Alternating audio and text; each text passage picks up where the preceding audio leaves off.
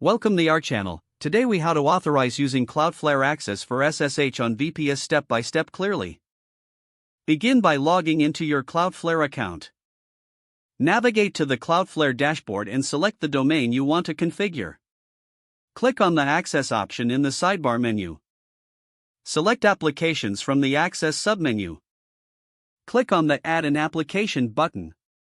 Choose Self-Hosted as the application type.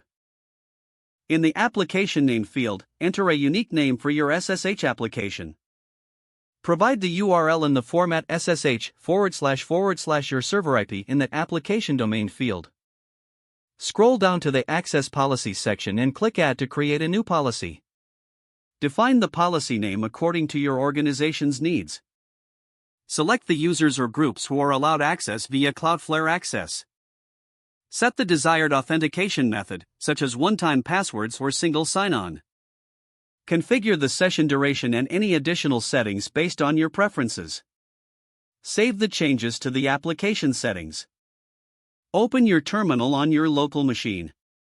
Install the Cloudflare Access SSH client if it's not already installed. Connect to your VPS by using the command SSH your username at your server IP. When prompted, enter the Cloudflare Access authentication credentials. Follow any additional verification steps as per the defined authentication method. Once authenticated, you will gain access to your VPS via SSH.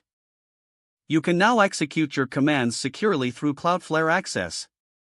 Regularly review and update your access policies as needed to ensure security.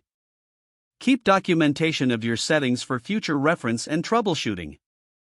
If the page does not load, refresh the browser or try again in a private or incognito window. Make sure you are using the correct email address, then retype it carefully to avoid small typos. If your password is not accepted, use the reset option and create a new strong password you can remember. Check your spam folder for verification or security emails, then complete any requested confirmation step. Enable two-factor authentication if available to improve account security and reduce unauthorized access risk. Don't forget to like this video and subscribe to our channel for more step-by-step tech guides.